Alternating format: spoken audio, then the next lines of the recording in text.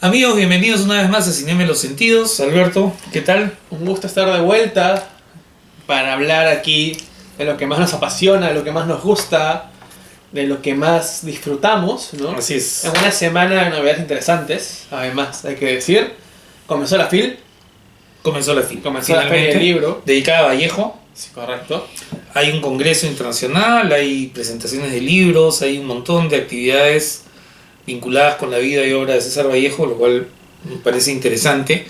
No es un remedio de última hora, si no están parchando el hueco que dejó México, que como ustedes recuerdan iba a ser el país invitado, pero por asuntos ajenos a la lectura, se frustró, ¿no? Se nota que hay una dedicación Exacto. hacia la figura, ¿no? De nuestro gran poeta nacional. Y corresponde, y es Sí. algo bueno hacerlo, ¿no? Así que nada, a ir a la FIL y a disfrutar esa fiesta del libro. Y más bien hoy día tenemos, hablando de libros y de gente que viene de fuera, tenemos dos invitados especialísimos.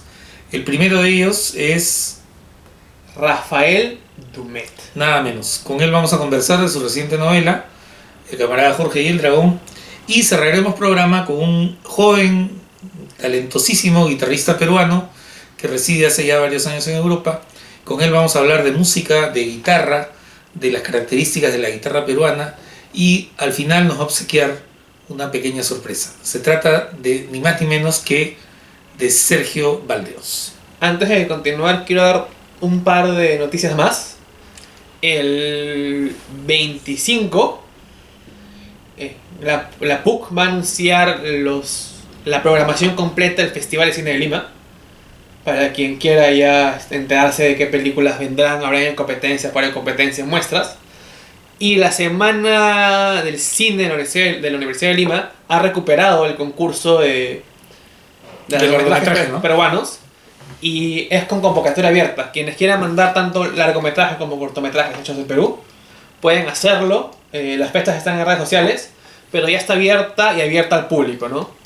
Recordemos que a mi gusto es uno de los festivales más interesantes que hay en Perú respecto al cine, así que se vienen cosas interesantes, ¿no? Excelente iniciativa. Entonces, sin más demora,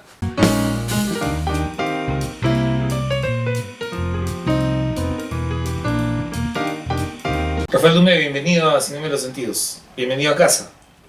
También. Muchas gracias por la invitación, Alonso Rabí.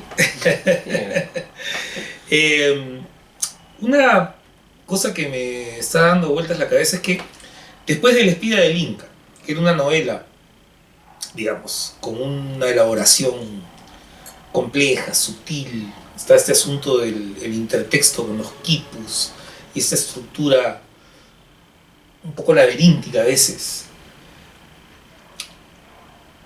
Y llegamos al camarada Jorge de Dragón, que es la primera parte de una trilogía que, en el mejor sentido del término, sería más bien una novela de carácter un poquito más convencional, digamos.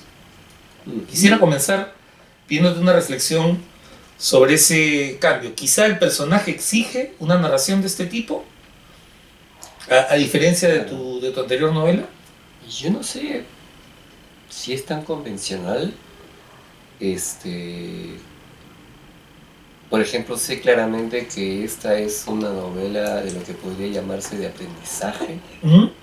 pero creo que más bien lo no convencional es justamente haber optado por algo que es extraño.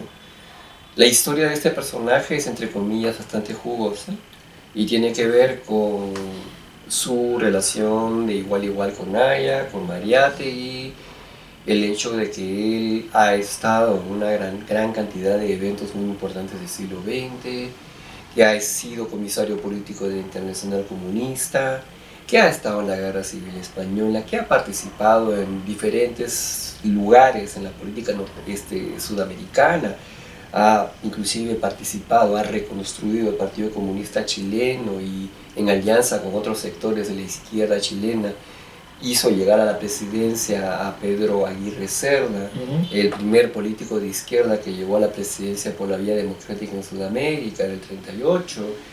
Ha estado también en las cárceles secretas soviéticas, ha participado en la Bahía de Cochinos, el intento de invasión, de alguna manera trabajando con los cubanos, ha estado en una serie de todas estas cosas. Entonces, para mí, o sea, posiblemente en términos, no sé, de estructura pueda ser convencional, pero en términos de cómo se organiza el material, Claro. creo que no es, digamos, algo que podría ser esperable, podría ser inclusive contraintuitivo. Correcto, Y, correcto. y claro, yo honestamente creo que no. Es curioso porque realmente para el espía del Inca yo no pienso haber operado de manera demasiado original. Simplemente es una historia polifónica Ujú. con diferentes personajes donde he tratado de recrear los diferentes puntos de vista de los personajes. Lo decía en el sentido de que el personaje, Rabines, en realidad tiene una vida muy libresca, ¿no? Entonces, quizá Exactamente. en ese sentido, la narración quizá exige estos desplazamientos, estas idas, Claro. venidas, ¿no? Estos desarrollos en espacios, tiempos diferentes. A eso me refería quizá con lo convencional. Claro, Definitivamente es un personaje excepcional y que además al final de su vida da una vuelta completa. espectacular. 180 grados completamente. Totalmente, ¿no? Exactamente. Sorprendente, ¿no? Sí. Muy, muy sorprendente. Entonces, claro, cada tema exige su manera de tratarlo, Ujú. y hasta su estilo, hasta la manera de organizar la información, su estructura, su sensibilidad, el tipo de investigación que se necesita, inclusive, por ejemplo, la cantidad de voces, la manera en aproximarse de las voces. Esto es, digamos, podría decirse menos polifónico. Existen varias voces allí, algunas de ellas desarrolladas más que otras. Hay personajes, creo yo, espero yo, sólidos, bien constituidos.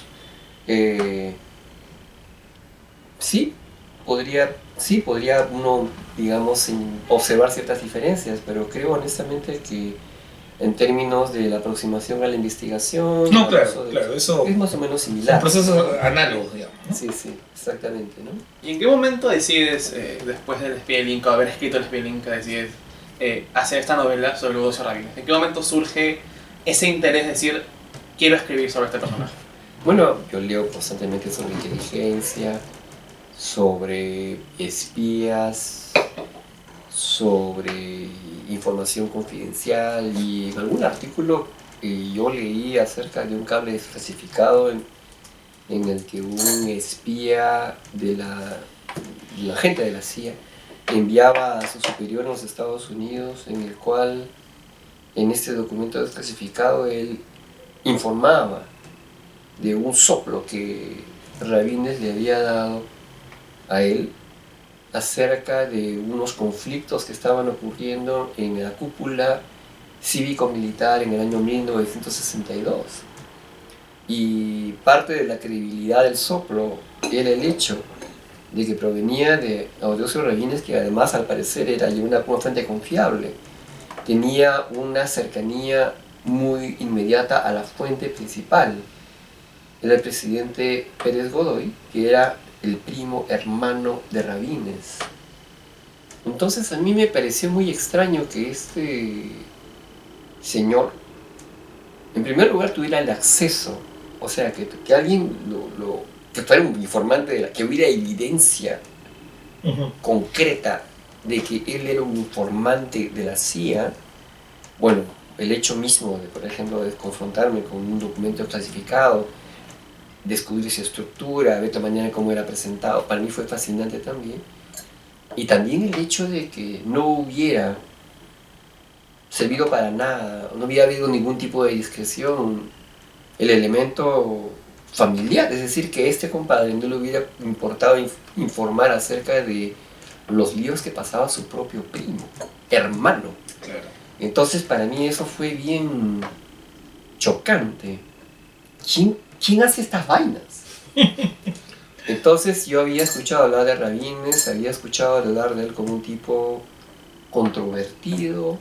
En algunos sectores de la izquierda yo he escuchado que era un traidor, que era un Exactamente. desgraciado, que era un maldito. Pesada esa imagen sobre él, ¿no? Exacto. Pero al mismo tiempo había escuchado decir que tenía una inteligencia mefistofélica.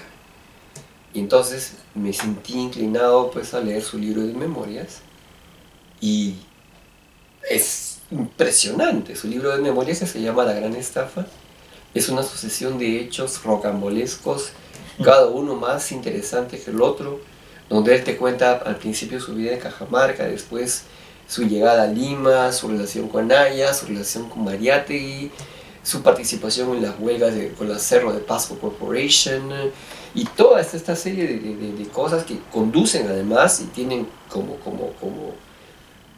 digamos, fin de camino su disidencia, su abandono del comunismo, ¿no? Entonces yo la verdad que me quedé increíblemente impresionado después de leer ese libro de memorias y comencé a pichar como loco acerca de todo porque yo ya, este personaje me parecía fascinante.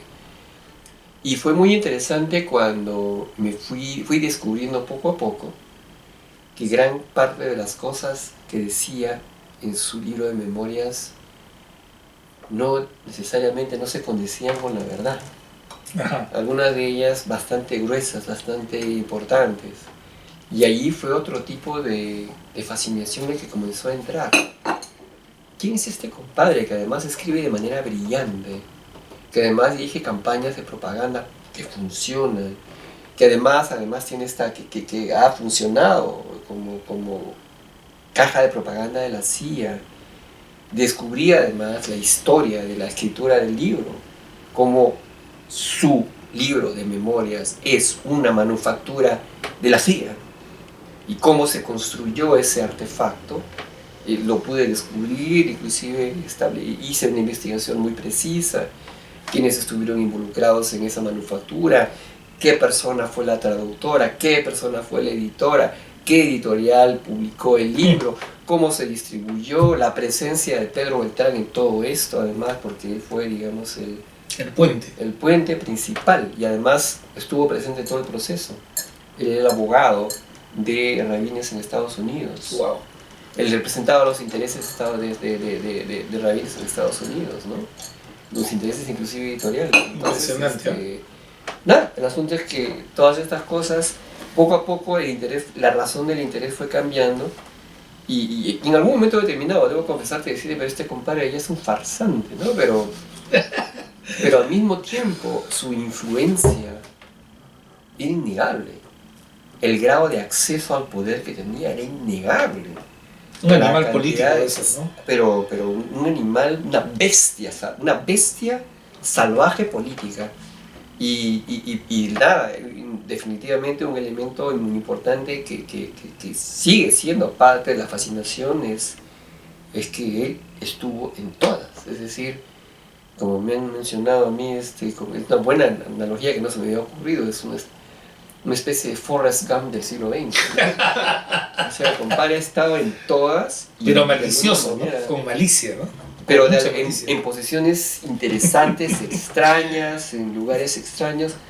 Y nada, el asunto es que decidí, pues, pucha, yo tengo que construir, tiene que ser un personaje de novela. Pero pese a ello, y en la novela lo menciona un par de veces, ¿no? La idea de quedar para la historia, ¿no? Tal parecería que para las generaciones modernas Rabines no existió. Ahora es un personaje conocido pese a todo este gran bagaje, porque es un personaje interesantísimo, ¿no? Pero pasaría a pasar al día de hoy completamente desapercibido. O pasar como un mito simplemente, una leyenda, ¿no? Sí, pero esas cosas pasan todo el tiempo. Hay un montón de carajo. ¿Tú sabes quién es, digo, Cristóbal Condorcanqui? ¿No sabes quién es? Me parece que sí. Bueno, pero no te suena mucho. Bueno, pues sabes perfectamente quién es Tupac Amaru. Sí, claro que sí. Bueno, pero digo, Cristóbal Condorcanqui es el pata que continuó la rebelión de Tupac Amaru y que al contrario, él continuó, la radicalizó y inclusive en el marco de su rebelión murió muchísima más gente que la de Tupac Amaru II. Pero claro, es decir, se olvidó. Y en el caso concreto del Perú yo pienso que hay gente que te tiene que recordar por alguna razón, lo he mencionado antes. Y por ejemplo en el caso de Mariátegui es muy simple, o sea, la razón por la que recordamos a Mariátegui es histórica. A él lo olvidaron por más o menos 15 o 20 años.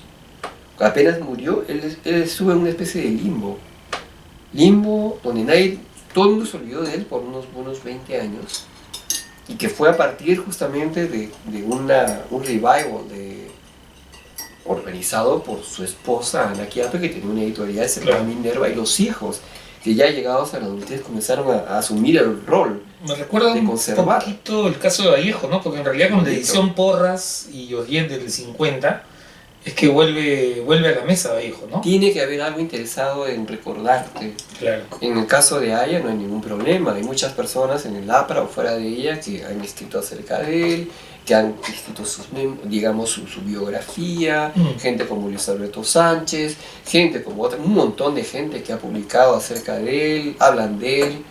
En el caso de Rabines, todos lo odian. Entonces es muy difícil que una persona, o bien nadie quiere reclamarse legatario de la herencia que él trae, ¿no? De su legado. Entonces, la izquierda lo odia, los comunistas consideran que es un traidor, la derecha tenía escrúpulos para poder reclamarlo como suyo, por esto, Claro. definitiva, este definitivo vínculo con la CIA. Entonces, ¿quién iba a recordarlo? Él no, además, en vida, hay que decirlo, él prácticamente no publicó en el Perú. No publicó nada en el Perú. ¿Por qué? Porque todos odiaban, nadie quería publicar nada de él. Claro. Él era un gran periodista. Un apestado, digamos. Sí, un gran periodista en el sentido de que publicaba en la prensa, publicaba posiblemente en última hora durante un tiempo. Él había, digamos, creado y participado, él inclusive publicó artículos en Amauta.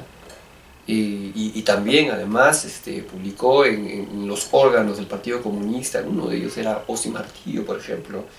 Era un gran periodista, entonces, Rabines. Claro, él había estado escribiendo de manera regular, por ejemplo, en publicaciones como La Prensa, inclusive en un primer periodo, en La Última Hora, y también, bueno, él mismo había dirigido publicaciones como, por ejemplo, Vanguardia, luego sería Vanguardia Nueva Época, y en general él había sido, digamos, un periodista autónomo, ¿no? Pero en términos de libros, nadie, o sea, aquí en el Perú nadie lo publicaba. Y por eso busquen cualquier edición de La Gran Estafa, su libro de memorias, o América Latina Continente de Opción, el mismo Rescate de Chile, Claro. no han sido publicados en el Perú de ninguna manera, ¿no? Quiero tomarme una libertad, A ver. un atrevimiento de lector. Y creo que hay una especie de analogía, y no sé si consciente o inconsciente, entre Rabines y Vargas Llosa, salvando cualquier distancia, por supuesto. Pero me parece que los une, más allá del giro ideológico que se dio en cada uno de ellos en circunstancias muy diferentes, ¿no? Pero está el padre ausente, los dos. Ese es un detallito que podría no parecer menor. Creo que son más los elementos que los separan que los que los unen. Creo que el término, la personalidad es diferente, la relación con el lenguaje es diferente. Creo que hay que reconocer el carácter de propagandista Completamente. ¿cómo se llama? De Rabines. De Rabines. Además, Rabines no escribía ficción También. y es verdad. Vargas Llosa escribía novelas, ¿no? Y se hizo una reputación escribiendo novelas. Y nada, creo que en el caso de Rabines era definitivamente un animal político. Y yo no sé, no podría caracterizar realmente, a pesar de que él haya tenido esta faceta de su personalidad, un animal político a Vargas Llosa yo no sé si se podría decir, al contrario, es decir, últimamente inclusive se caracteriza más por equivocarse, digamos, ¿no? En términos de... Dependiendo de dónde se mire, ¿no? No, a lo que me refiero específicamente es que, por ejemplo, las personas que estaba apoyando, Ah, bueno, en eso o sí. sea, a las Sí, personas sí. en que él estaba inclinándose políticamente, han terminado perdiendo. Claro. A eso me refería, ¿no? Claro. Hay otras discrepancias que no tiene, pero no importa un bledo finalmente, ¿no? Pero creo que yo no sé, no veo más las diferencias que los puntos en común, ¿no? Aunque esto del padre ausente, digamos, parece ser un componente fuerte, ¿no? En la formación, en el carácter, en el aprendizaje de la Mariátegui vida. también tiene el padre ausente. Exactamente. Y yo Por creo eso se habla de la bastardía de Mariátegui, ¿no? bueno, exactamente. Entonces, yo no sé, creo que por ejemplo el Perú es un país de padres ausentes en general. Ah, mira tú. Entonces, no, yo creo que si alguien realmente explicara muchas cosas que pasan en el Perú, uno podría pensar que tiene algo que ver con esa... La paternidad fantasma. Exactamente. Claro. Así que, Claro. chequea, observa, te vas a dar cuenta. No hace falta ser muy freudiano tampoco. No, Claro. realmente no. Bueno, En ese sentido, por ejemplo, ¿qué actualidad? Yo intuyo que Rabines tiene una actualidad. Tiene algo que decir sobre este presente tan, a veces tan oscuro, tan inexplicable, tan desconcertante. ¿Tú qué piensas? Yo pienso que Rabines un poco encarna justamente la debilidad política que tiene el país, ¿no? Yo creo que encarna justamente esas vigas mal hechas de la institucionalidad. Es un personaje que explica la zozobra, el vaivén, todo este desconcierto que estamos viviendo, ¿no? Entonces creo que traerlo a escena hoy no era un acto, digamos, de simple rescate histórico, ni de, mira qué interesante este personaje, lo vamos a rescatar. No. Creo que hay una carga, hay una mochila ahí llena de sentido, ¿no? Para estos días. incluso diría una imagen como es la del tío de Eudocio, ¿no? Ajá. Con estos temas en Cajamarca, para no hacer más spoiler al lector que me dio la novela, pero siento un presente en esa forma de mano dura y de contrarreacción de quienes buscan su derecho con ciertos aspectos políticos de los gobiernos de hoy en día, ¿no? De Totalmente. los últimos 2-3 años. Claro, ¿no? Y posiblemente también, no quiero imponer ninguna interpretación tampoco. Pero nada, hay una familiaridad con ciertos argumentos que se utilizan, ¿no? Para justificar ciertas masacres, Sí. ciertas matanzas, que yo no sé, me parecen lejanamente familiares con algunas masacres contemporáneas que se están viviendo en el Perú. Yo jamás haría la cercanía, la analogía, pero nada, es gracioso porque sí, pues hay una serie de argumentaciones que yo estoy escuchando ahorita en la política peruana de todos los días, ahorita, y que son argumentaciones que han sido sostenidas hace 100 años, son idénticas, ¿no? Además, estas negaciones de hechos violentos, no fueron 300, fueron 20. No exageremos, dice. No, además, No, terrible. Ellos se mataron, de un cinismo. se mataron entre ellos. Sí, no. Y eso además, o sea, es una estrategia de información, de desinformación, que tiene origen, ¿no? Tiene origen y que es gracioso porque la gente que emplea estas estrategias no es muy original, es lo que quiero decir. No, para nada. Pero bueno, sí, podría encontrarse algún punto común, ¿no? Mencionaste que en el segundo volumen de esta saga, digamos, es la relación de Rabines con Mariátegui. Uh-huh. En el tercero, ¿qué se proyecta? Yo te aseguro que no sé todavía, o sea, yo sé que voy a abordar en el segundo la relación de Rabines con Mariátegui. Sé que en el segundo Mariátegui muere. Uh-huh. Sé que voy a trabajar mucho el personaje de Mariátegui, creo que lo voy a hacer desde dentro. Hay más contenido, mucho más contenido en ese segundo volumen, que yo no sé si incluiré o no. Ya.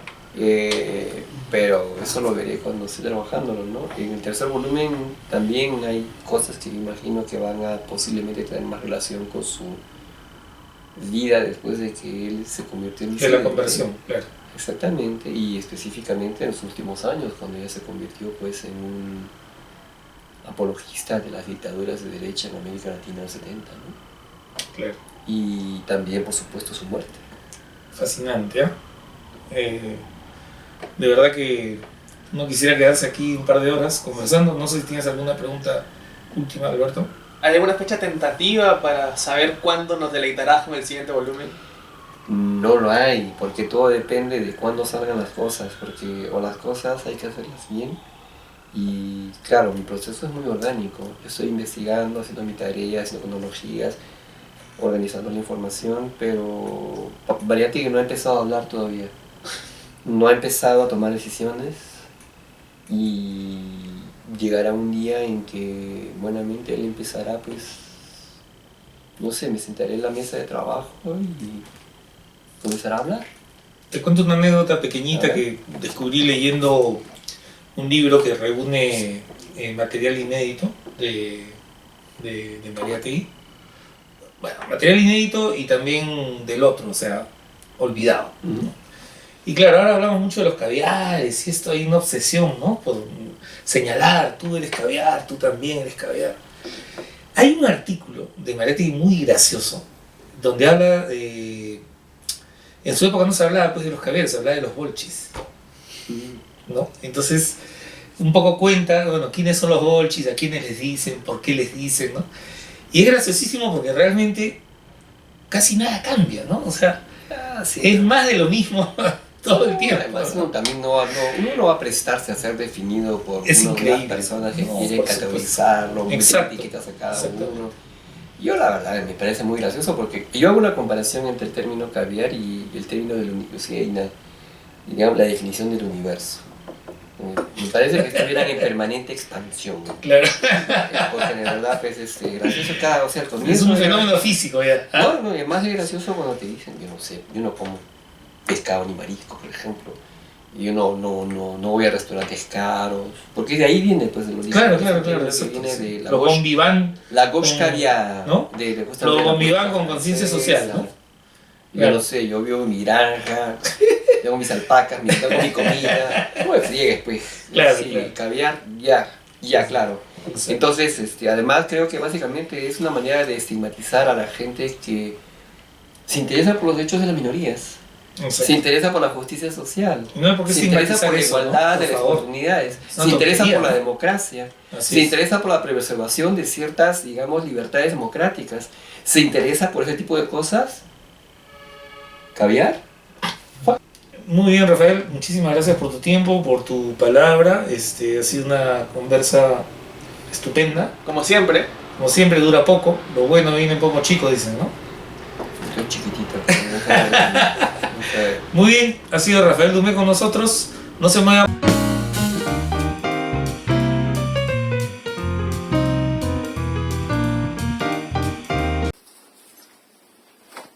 Muy bien amigos, tal como anunciamos, nos acompaña Sergio Valdeos, recién llegado de Europa, un guitarrista joven, me parece a mí un estupendo representante de la música peruana contemporánea en el mundo.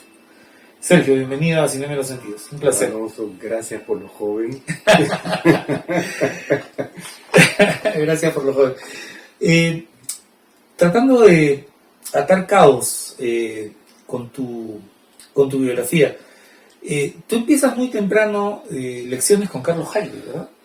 ¿A qué edad más o menos? A los entre 13 y 14 años. 13 y 14 años. Pero antes ya venías con cierta Yo estuve preparación. Un año tocando solo, Ujú. así robándole acordes a algunos tíos que iban a la casa y aprendiendo de oído, escuchando radio y sacaba las cosas, ¿no? Entonces, en las fiestas, cuando llegaba algún tío y me faltaba algún acorde, como en aquel rompecabezas que te falta la pieza, Ajá. le preguntaba, a ver, robaba uno por aquí.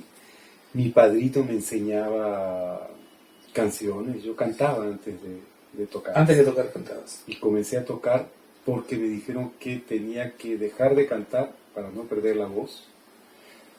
Entonces cuando dejé de cantar, comencé a tocar guitarra y perdí la voz igual, ¿no? La transferí ahí a la La transferiste a las cuerdas. Qué interesante. O sea que lo de la música viene por tu familia, digamos, un poco. Sí, las fiestas de la casa, mi mamá cantando desde la barriga, ¿no? Qué maravilla, qué bonito. ¿Y cómo llegas a Jaime? Por mi padrino. Porque mi padrino se enteró que Carlos Jaime daba clases en la Escalerita. Claro, Que famoso nido, ¿no? Sí. Y mi mamá era fan más de Carlos que de Alicia. Ya. Le gustaba mucho Alicia Maguiña, pero le encantaba cómo tocaba Carlos, ¿no? Y mi tío también. Entonces cuando dijeron, no, Carlos Jaime está dando clases ahí, entonces hay que mandarlo allá. Entonces cuando llegué, Carlos era un profesor muy dado a sus alumnos, pero muy estricto también. Claro. O sea, él te daba trabajo y cuando el trabajo te quedaba pequeño, te daba el doble. Ya. Hasta que Exigente, digamos. tu bolsa estaba demasiado llena y entonces ahí él se daba cuenta hasta cuánto podía dar. Esos años con él, imagino deben haber sido decisivos de cara a ser un músico profesional, ¿no? Sí, de hecho, porque son los años de formación, ¿no? Claro. Cuando uno está descubriendo la música. Yo conocía la música criolla por la familia, porque escuchaba siempre, pero era otra cosa ya conocerla desde el punto de vista de Carlos y aprendiendo a escribir y a leer música al mismo tiempo. Claro, ya no era solo tocar, sino además aprender un lenguaje, ¿no? Y Carlos tenía las piezas que él escribía para los cursos, ¿no? Para la guitarra, y eran experimentos de ritmos peruanos, muchos, Claro. o de otros ritmos, ¿no? Porque él tocaba un poco de todo. Y hoy en día yo me doy cuenta que estoy haciendo lo mismo, a pesar de haber dado toda la vuelta, ¿no? Porque me fui a estudiar a varios lados, siempre que busco algo, cuando encuentro, y no lo hago adrede, ¿no? Cuando veo el resultado, ahí está Carlos. Claro, claro. Ahora, te voy a hacer una pregunta que de repente puede parecer medio sobrenatural, medio mágica, ¿no? Pero tú que has pasado, digamos, tienes un conocimiento de la música peruana, sobre todo para guitarra, ¿no? Conoces la música costeña, conoces la música andina, seguramente conoces también algunas cosas académicas. ¿Hay un ADN en la guitarra peruana? ¿Hay algo esa cosa misteriosa que te permitiría intuir que detrás de esa guitarra hay un peruano, por ejemplo? ¿Hay algo en el sonido de la guitarra peruana que permite identificarla? Yo creo que el instrumento, cualquier instrumento que sea, es la manera que la persona encuentra para sacar toda la musicalidad que tiene. Y como peruano, yo creo que todo el mundo es influenciado por las cosas que hay aquí. Uh-huh. Es desde el dejo. Claro. El dejo a la hora de cantar, el dejo es el acento. Y el acento en la música es muy importante, ¿no? Tocar es una manera de hablar, digamos. Claro, es una extensión, Ajá. ¿no? Y por eso, cuando yo te decía de la voz, que yo dejé de cantar y me siento muy a gusto acompañando a cantantes, a veces más a gusto que tocando solo, porque yo siento que busco la voz, en la guitarra también, entonces acaba siendo no el instrumento en sí, sino una búsqueda de salir. Claro. Puede ser cualquier instrumento, y yo creo que sí, en ese sentido hay un ADN peruano, que sería el acento, las respiraciones, los milisegundos de diferencia con un colombiano, por ejemplo, a la hora que toca un bambuco, Claro. que esté en el mismo compás, podría confundirse y no es lo mismo. Yo he hablado con colombianos y cuando les explico del festejo, porque a veces teníamos que tocar juntos, y le decía, no, pero mira, es más o menos como el bambuco, ¿no? Y decía, no, está muy lejos y no se entiende, ¿no? Porque el bambuco y el festejo tiene un 2/4 en el medio ahí que es raro, ¿no? Tiene sus rarezas el festejo. Tiene un acento que los cubanos también tienen a veces problemas para... Claro. Lo confunden a veces con otros patrones rítmicos, ¿no? Porque para nosotros es muy natural. Uno dice el festejo, se ha salseado, entonces, ergo, un cubano viene y va a tocar el festejo fácilmente. Y no necesariamente es así. Y no es así. Acabo de estar en Suiza en un proyecto de una percusionista suiza y llamó un flautista extraordinario. Yacen Muñoz se llama, es un virtuoso de 25 años que toca la flauta maravillosamente, lee todo. Estábamos haciendo una roda de choro y él abrió el libro y leía toda la primera, ¿no? Y el choro es difícil. Es muy difícil. Entonces había que grabar un festejo dentro de todo el repertorio que estábamos haciendo y era un festejo mío. Entonces, bueno, todo lo limpió así. Entonces cuando vio la partitura aquí, dijo, no, lo grabamos mañana. Voy a Y al estudiar. día siguiente me dijo, oye, Complicado. es muy complicado. Y lo tocó extraordinariamente, Qué ¿no? bonito. Pero no es obvio. Claro, claro. Ahora, hay países en los que la guitarra pues, ha alcanzado un desarrollo enorme, ¿no? Pienso en Cuba, pienso en Brasil, pienso en Argentina. Y cuando pienso en Perú, tengo la misma sensación de que la guitarra peruana en sus diversas facetas tiene unos grados de sofisticación y de complejidad enormes, pero a diferencia de lo que ha pasado en Brasil o en Cuba o en Argentina, me queda siempre la idea de que no hemos sabido valorar quizá esa tradición como debiéramos, ¿no? Yo creo, el mercado es el que hace al músico, porque el músico tiene que vivir. Claro. Entonces, el músico peruano durante muchos años, hoy en día los chicos se están libertando y eso me da un placer enorme así de ver cómo cada uno está buscando su voz, Claro. ¿no? Eso es muy importante. Es muy importante lo otro también, porque es un camino para aprender la noche, ¿no? Claro. Tocar en la noche. Ya. Tú sabes lo El que es. aprendizaje bohemio, digamos, ¿no? Sí, cuando íbamos a la taberna a tocar, pero pasábamos un ratito antes a los balcones y estaba Casa Verde. Claro. Con Qué maravilla. Antonio González tocando. Entonces te quedabas un ratito ahí, esos 5 minutos que no te dabas ni cuenta que Eran 10 horas de clase.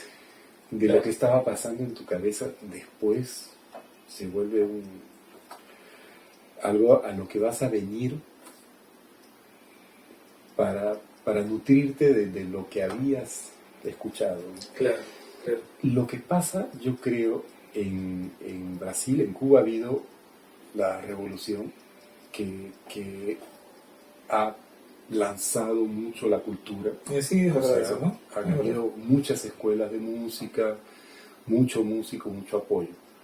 En Brasil hay un mercado muy grande. Aquí te doy el ejemplo, por ejemplo, Raúl García Zárate cantaba con su hermano, hasta que alguien le dice en la grabadora, ¿no? Graba un disco, ¿no? Él tocaba así, pero no le daban mucha importancia, ¿no? Y los propios músicos clásicos no entendían muy bien qué cosa es lo que... El temple diablo, ¿no? Los temples, ¿no? La cantidad de temples de la guitarra peruana andina es un desarrollo del instrumento fantástico. Yo creo que ahora hay gente que está con un nivel Alto, ¿no? altísimo. Aquí en Perú, ya gente que se ha ido afuera a estudiar. Y la guitarra peruana siempre ha sido muy respetada, ¿no? Qué maravilla. Tu otra gran pasión en la guitarra es la música brasileña. Estudiaste en Sao Paulo, En Río. en Río, perdón. ¿Qué le debes a esos años? Y yo creo que la madurez musical, ¿Mm? una de las cosas que hace crecer a uno es caerse, ¿no? Darse cuenta de que uno no es nadie. Claro. Ese momento donde te encuentras a un músico que toca todo lo que tú querías y está ahí a tu lado y tú no entiendes cómo el tipo llegó. Entonces yo llegué a Brasil tocaba aquí con todo el mundo, estaba feliz. Llego allá y era el nivel Sí, claro. impresionante. Entonces, lo primero es la cachetada. Ubícate. Ubícate, me acuerdo, el profesor de la escuela me dijo, mira, tienes unos errores de técnica, no sé qué, no vas a tocar un mes, vas a leer estos libros de filosofía musical, y, Ya. o sea, no, y vas a comenzar a pensar primero en tu postura, después en esto. Y era una persona que me hacía pensar todo el tiempo. Era eso la escuela, y cuando salí de la escuela, ver el nivel musical que había alrededor, eso te reta, Claro. te Sin reta. duda, Yo sin duda. estudiaba Un desafío. 8 horas por día la guitarra solamente. Después estudiaba armonía ya a la medianoche, ¿no? Y al día siguiente a las 6 de la mañana estaba en pie. Sí, estaba joven también. Claro. Es una hora que uno tiene que hacer porque después no lo vas a poder Es hacer. trabajo duro. Un trabajo muy duro. Y la madurez viene, yo creo, de ese desafío de encontrar un nivel demasiado alto y simplemente ir caminar, Claro. sin pretender ser el Dios, porque uno es un ser humano, ¿no? Así es. Con defectos, limitaciones sobre todo. Entonces al final uno aprende a ser músico dentro de las limitaciones que uno tiene. Exacto. Cuando estudias para ver hasta dónde llegas, pero el cuerpo te va diciendo, oye, hay una tendinitis por aquí, Claro. Cuidado con entonces, eso. cuidado con eso, Exacto. ya estás llegando al Avisos, límite, ¿no? Pequeños avisos. Sí. Bueno, ahora ya vives en Suiza hace unos años. ¿Qué proyecto tienes ahorita en este momento? ¿En qué estás trabajando? Tengo varios proyectos, bueno, siempre he sido muy inquieto con eso. Un solo proyecto no me llena porque la música es demasiado amplia, ¿no? Claro. Estoy con Cali Flores, mi compañero desde los años 80, ¿no? Cali lo conocí en esa Nuestro época común amigo cuando Cali Flores. tocábamos Claro. juntos. Exacto. Y bueno, con él estamos desarrollando el proyecto que teníamos aquí, el Kenyara, solo que ahora el Kenyara dúo por ahora. Claro. He encontrado unos músicos fantásticos suizos allá. Ginebra es muy interesante porque a pesar de uno ver, bueno, será Suiza, está lejos, pero hay una escuela de la quena que viene de allá, Ya. Tevenot, Raymond fue Tevenot, claro. que revolucionó un poco la técnica de la quena, suizo y ginebrino. Él está Yves Cerf, que vivió aquí, tocaba con Tevenot, ¿cómo se llama? Gilbert Ujú. Fabre, ¿no? Que era el gran amor de Violeta Parra, conocido por eso, pero era un tipo que era quenista de los Jairas, que es un grupo emblemático ¿Los boliviano. Jairas? ¿Los Jairas? No, Los los Jairas. Jairas. Sí, Ya, ok. es un grupo- Claro, los Jairas son chilenos. Claro, ¿no? Los Jairas es un grupo así emblemático de los bolivianos de los años 70, Ya. antes. Y suizo también. Entonces, hay toda una escuela de la quena en Ginebra. Qué maravilla. Y algunos músicos peruanos que se fueron a vivir allá. Entonces es interesante porque Yves vivió aquí, por ejemplo, aprendió la música en Perú, la quena, pero cuando regresó para trabajar tuvo que aprender saxo y toca jazz, pero toca el jazz a la europea, ¿no? Entonces, con todas las técnicas que llegaron por allá y con la manera de tocar. Entonces es muy interesante tocar con esa gente porque tiene una visión de la estética completamente diferente.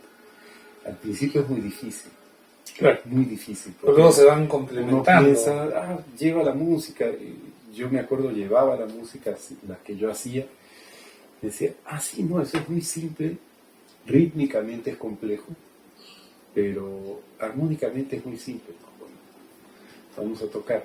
Entonces a la hora de tocar era un poco más complejo. Claro, no era tan sencillo. Claro, pero porque ellos se rigen sobre otras reglas, Claro. ¿no? Y sus reglas son, las armónicas son mucho más libres, las frases para improvisar son casi free, muchas veces. Claro.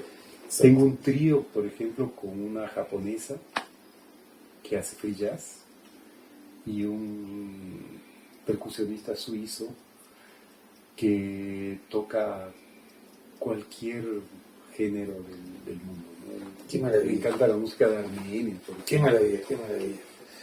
Bueno, Y por otro lado, solo para terminar, el proyecto de enseñanza, claro, ¿verdad? que es el que me Exactamente. apasiona también desde la época que volví a trabajar con Jaire, ya no como alumno, sino como compañero.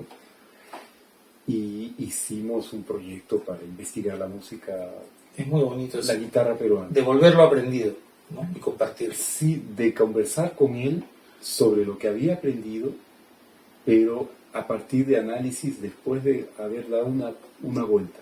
Qué maravilla. Me gustaría volver a hablar con él Sí. ahora que he dado otra vuelta. Claro, claro. Pero bueno, Bueno, Sergio, yo te agradezco mucho este gratísimo reencuentro y quería preguntarte si de pronto sería posible cerrar esta charla con algo tuyo. ¿Qué te parece? ya, por supuesto. ¿Sí? Vamos. Muy bien. Amigos, nos quedamos con Sergio Valdeos y con él despedimos el programa. Nos vemos en cualquier momento.